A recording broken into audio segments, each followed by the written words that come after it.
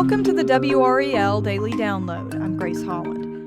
New emails shared with WRAL News reveal how UNC responded to the viral moment where Bill Belichick's girlfriend, Jordan Hudson, interrupted his nationally televised interview.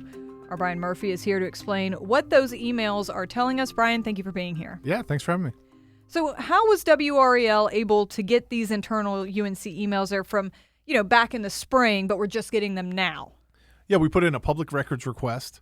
Ashley Foster, one of the producers here at WRAL, put in the request, and on Friday we got a full load of all these documents, about 142 pages, and they really chronicle the response to that late April interview that was on CBS Sunday Morning. It kind of went viral, kind of blew up the Jordan Hudson, Bill Belichick story into a national one that everyone was paying attention to. You'll remember that it was kind of a softball question, right, about how the two had met, and Jordan Hudson was in the room while the interview was taking place. She interrupts and says, "We're not talking about that," even though that story's kind of been out there. Right. And this really set the wheels in motion of this huge national story that became Belichick and Hudson. So we wanted to see how the university kind of handled it. They put out a statement on April 30th, on that Wednesday, a couple days later after the interview had aired on that Sunday. And so we got a real good look at what was happening on that Monday and that Tuesday and that Wednesday before the statement went out. Right. And so what did we know about the series of events in that interview back in April before we got these emails that sort of showed the behind the scenes? Yeah, we didn't know. We knew some things, but we didn't know a ton, right? We knew that the interview took place in Maryland, and it didn't really have a great explanation for why. Belichick was in a tattered Navy sweater or wet sweatshirt. That was one of the questions that got asked. We knew Jordan Hudson was in the room, and we knew from the comments that Belichick made right at the time that, she handled sort of his professional PR, and that's why she was there. Other than that, we didn't have a great sense of how this came to be, or, there was some sense that some topics were supposed to be off limits, and maybe CBS didn't honor that. CBS says we never said anything was going to be off limits. So we had some of that back and forth, but these emails that we've gotten recently really shed a lot more light on the situation. Okay. So these emails, who did Belichick email after the interview, and what was he trying to talk through in those? Yeah, what it appears to, and now we have a set of emails. I don't know if we have every email that right. transpired in those days, so it's tough to know exactly what happened. But the emails that we do have show Belichick kind of sending a preliminary statement to Beth Keith, and she's higher up in the Office of Communications. She's a senior vice chancellor in the Office of Communications at UNC, and then you see her taking, and this is all in the emails, you see her taking what Belichick said happened, and he kind of gave his side of the story as to what happened. And then you see her trying to shape that into the statement that was eventually released and attributed to Belichick. Now, in Belichick's telling of what happened, he says a couple of interesting things. One, that CBS wanted to have the interview in Chapel Hill, which makes sense. That's where he works now. But Belichick said the book is not about Chapel Hill and not about his time at UNC. And so he declined to do it in Chapel Hill. So that was interesting. Yeah. One of the other things, probably the most interesting nugget that came out, was he said that Hudson was only there because his book publicist, a guy by the name of Dave Cass, was not there. And he works for Simon & Schuster, and he was not there, and that's why Jordan Hudson was there. I've had a source tell me who's familiar with the pre-interview process and what went into it, that Jordan Hudson was going to be there regardless of whether Cass was there or not, and that Cass decided not to go. Remember, this is for a book. This is not the president of the United States being grilled about Iran policy. Right. This is a book about Bill Belichick's life in coaching and the lessons he's learned from football. Didn't think it was going to create a multi-month news cycle out of it. So there were some interesting things. Belichick says that for about the first 35 minutes of the interview, the questions were all about the book. Then they kind of shifted to more personal questions. That's when Hudson interrupted or interjected. The TMZ reported that Hudson actually tried to call Cass, the other publicist, when it was all happening. There's also a reference that we saw on Jordan Hudson's Instagram page, which indicated that she has a timestamp on there of about 36 minutes. And we find out in these emails that Belichick says for about 36 minutes, CBS talk to him and presumably Hudson about doing a walk and talk. And this was after the initial After interview. the sit-down interview that we all saw on TV, they would do a walk and talk, and this is pretty common in television.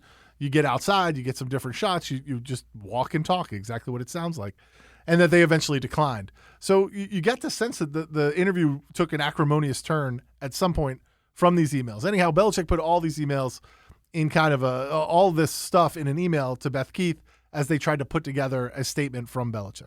All right, let's take a quick break right there, and we'll be right back.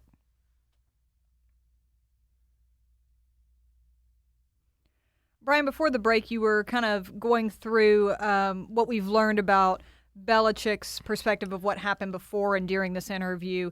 And, there's a lot of claims that he makes there about how the production was handled. Have we been able to verify any of that through either his publisher / publicist or CBS? Yeah, we haven't. Simon & Schuster declined comment. CBS has not responded to requests for comment. We also reached out to Belichick. We reached out to Jordan Hudson to try to get a fuller picture of what went through. We also reached out to UNC, although a lot of UNC side, nobody's, outside of Belichick saying that CBS maybe secretly recorded Hudson, who preferred to be off camera. Kind of like put her in perspective where they could still film her. Right. Yeah, they put her in a spot in the room where a camera was trained on her, or at least could be, as opposed to being completely off camera. Outside of that claim, nothing really in here is claims of nefarious actions or anything. It's really the inner workings of a big UNC, a university system or a university trying to figure out how to respond and how to communicate in a crisis. And I don't know if it was, a crisis, but it certainly was a big national news. They were getting inundated with people asking for a statement, asking about whether Jordan Hudson was employed by the university. They were getting emails from all over the country asking for more information about the situation. Right. And I found it interesting that some of those emails came from UNC alums. So what did we learn about those perspectives that were sent to officials or higher ups at the university? Sure. So UNC is working on a statement from Belichick. They're trying to get this statement crafted, and Belichick is going back and forth in text messages, even on Wednesday morning. The statement comes out Wednesday afternoon. On that Wednesday morning, he's going back and forth and making edits on what appears to be text to change the statement. Now, eventually that statement gets released. But they also had another constituency that they were dealing with, and this is angry fans or angry alums who didn't like what they saw. They said that this interview and fallout had turned UNC into a laughingstock, and the chief of staff to the chancellor was getting lots of these messages. And we got the email that says, look, I'm getting quite a few of these emails, and they're not a form email. It's not like they've all downloaded the same email and they're sending it. They're writing heartfelt emails about how they're unhappy about the situation. And so UNC looks at it and says, okay, well, now we need to come up with an email that we can send to all these people saying, there's a lot of excitement around Bill Belichick. We hired him because he's such a good football coach, and we're confident that he'll do a great job. And so they're working on that at the same time as they're working on kind of the statement to the media. It's just really interesting to see, the process that they're going through as they try to, handle different constituencies. Look, obviously the media needs some kind of statement about the CBS interview, but also fans and alumni need to be reassured that we know what we're doing and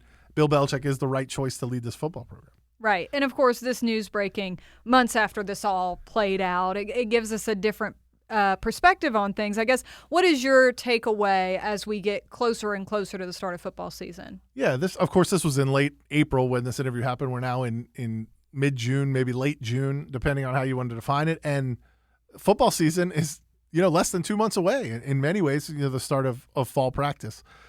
My takeaway has been, the more, and it seems like there's a more professional shop around Belichick right now. They've hired a couple of extra people to help with the football program, and Belichick's been doing more interviews, more related to football. Jordan Hudson, we haven't heard from her a whole lot here in the last couple of weeks, couple months. And I get the sense that, as we get closer and closer to football season, the focus is going to shift more and more toward football. Like, there are some legitimate questions about Belichick, who's never coached in college football. Can he turn this team around? He's rebuilt the roster through the transfer portal. Is the roster going to be good enough to compete in the ACC? Certainly there's a lot of interest in the program, from ticket sales, all that stuff. Is that going to stay steady if UNC starts to lose some games? So I think there's a lot of on the field, actual football questions about this hire. of course, we're just one, story from someone out there, maybe us, maybe someone else, from Jordan Hudson becoming the centerpiece once again. So I think UNC is walking kind of a fine line. They want all the attention on football, this exciting football season. They sold all out of their season tickets. I mean, they're very excited about that, while knowing that maybe there's something else out there that will turn everyone's attention back to Jordan Hudson. All right. Well, we'll just have to wait and see. Thank you so much, Brian.